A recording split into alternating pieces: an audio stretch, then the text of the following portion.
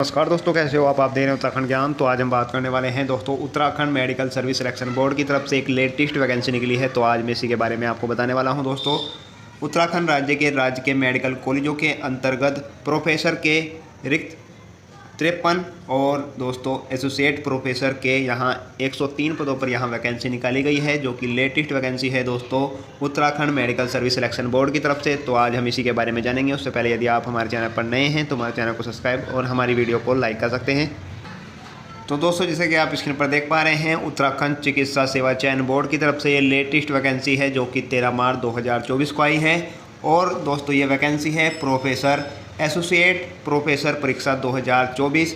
इसमें दोस्तों यहाँ जो है उत्तराखंड राज्य के मेडिकल कॉलेजों के अंतर्गत प्रोफेसर के 53 पदों तथा एसोसिएट प्रोफेसर के 103 पदों पर दोस्तों ये वैकेंसी है।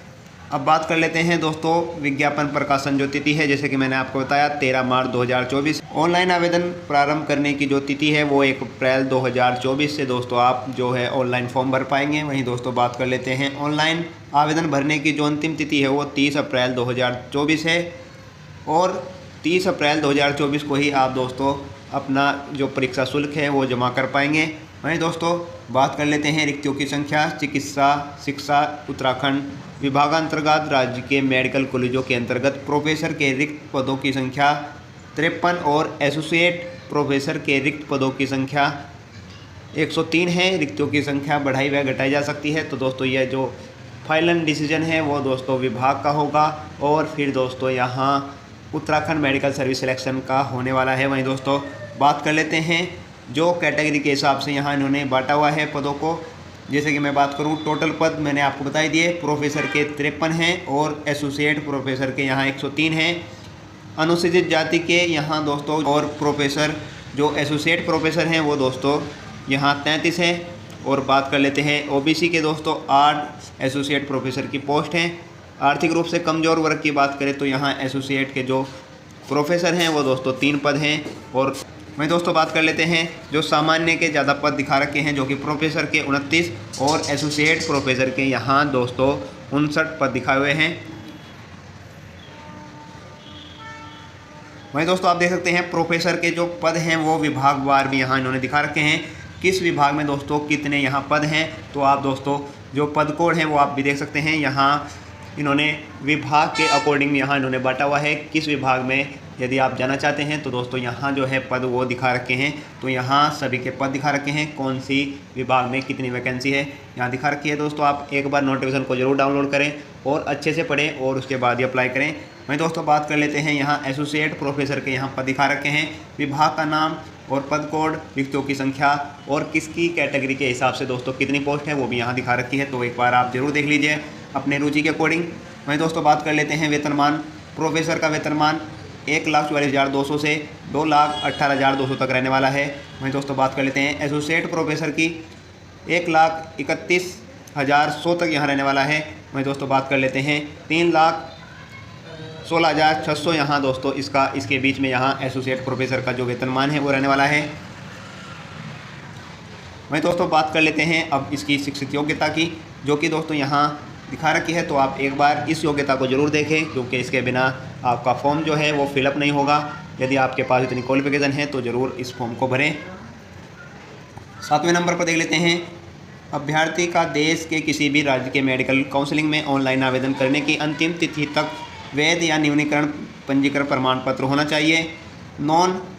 इसमें एक नोट भी लिखा हुआ है, मैं आपको वो बता देता हूँ। नॉन क्लिनिकल विषयों में जैसे एमएससी, मेडिकल पीएचडी या मेडिकल डिग्री धारित अभ्यर्थियों हेतु मेडिकल काउंसलिंग का पंजीकरण प्रमाण पत्र अनिवार्य नहीं है। मैं दोस्तों बात कर लेते हैं आयु। वो दोस्तों आयु की गणना की निश्चित तिथि 1 जुलाई 2023 है। अभ्यर्थियों की आयु 1 जुलाई 2023 को न्यूनतम 30 वर्ष और अधिकतम 62 वर्ष से अधिक नहीं हो, ये आपको ध्यान रखना है। मैं दोस्तों बात कर लेते हैं उपयुक्त पदों की अधिवरिष्ठता आयु 65 वर्ष निर्धारित है। तो आप एक बार देख लीजिएगा कि कौन से पद में कितनी आयु दिखा रखी है। तो आपको ज़रूर ये विज्ञापन जो है डिटेल में पढ़ना है और उसके बाद ही अप्लाई करना है।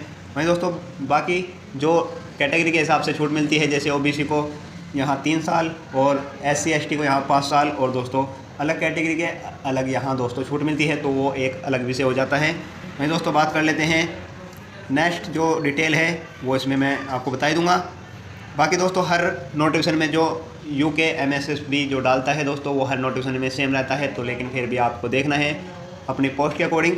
तो दोस्तों बात कर लेते हैं आपकी चयन प्रक्रिया किस प्रकार की होने वाली है। वहीं दोस्तों बात कर लेते हैं चयन प्रक्रिया के कुल जो है आपके 100 अंक है और 100 अंक यहाँ इन्होंने बांटा हुआ है। किस तरह से यहाँ यदि आप इन कंडीशनों को पूरा करते हैं तो आपको कितने अंक मिलेंगे ये भी यहाँ बता रखा है दोस्तों। पेपर प्रकाशन दोस्तों यहाँ दे रखा है, तो आप इन मानकों को पूरा करते हैं तो आपको 20 अंक मिलते हैं। अधिकतम यहाँ 20 अंक है और 1% के यहाँ 5 अंक है और अधिकतम 20 अंक है। वहीं दोस्तों बात कर लेते हैं जो आपका अनुभव भी यहाँ दोस्तों मायने रखता है। तो दोस्तों यहाँ एक्सपीरियंस का भी दे रखा है नोट में। 1 वर्ष पूर्ण हेतु 4 अंक और अधिकतम 20 अंक मिलते हैं। और यहाँ दोस्तों क्या में आपका अनुभव होना चाहिए ये भी यहाँ बता रखा है। जैसे अनुभव राज्य या केंद्र या स्वशासित राज्य के चिकित्सा राज्य के मेडिकल कॉलेज के मान्य होंगे। निजी क्षेत्र का अनुभव अंक निर्धारण हेतु मान्य नहीं होगा। तो यहाँ आपको ध्यान रखना है न्यूनतम निर्धारित अर्हता के बाद के अनुभव के अंक देय होंगे।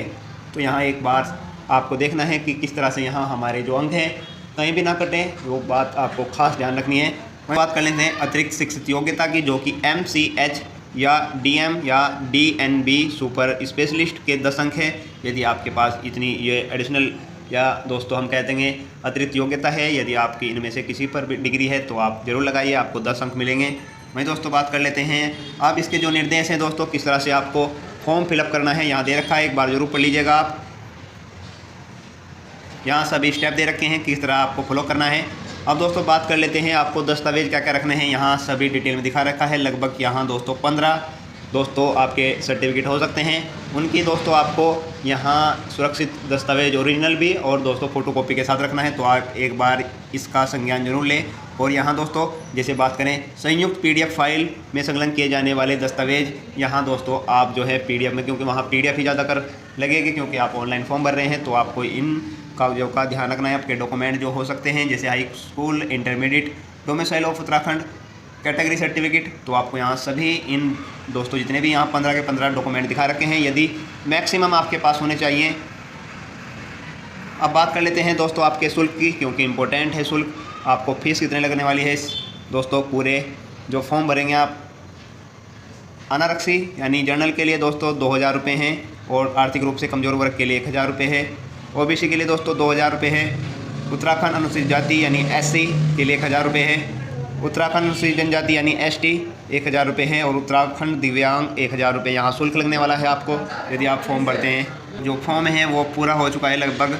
जो दिशा निर्देश है इंपॉर्टेंट मैंने आपको बता दिए, लेकिन फिर भी आपको PDF डाउनलोड करनी है और अच्छे से पढ़ना है और उसके बाद ही दोस्तों इसे अप्लाई करना है। तो ख़ास बात जो है इस विज्ञापन की मैंने आपको बताई थी, जो इम्पोर्टेंट नोटिफिकेशन था वो मैंने आपको समझाई दिया। बाकी आप दोस्तों एक बार नोटिफिकेशन को ज़रूर दोस्तों यहाँ डाउनलोड करें और इसे अच्छे से पढ़ें और बारीकी से पढ़ने के बाद ही दोस्तों अप्लाई करें।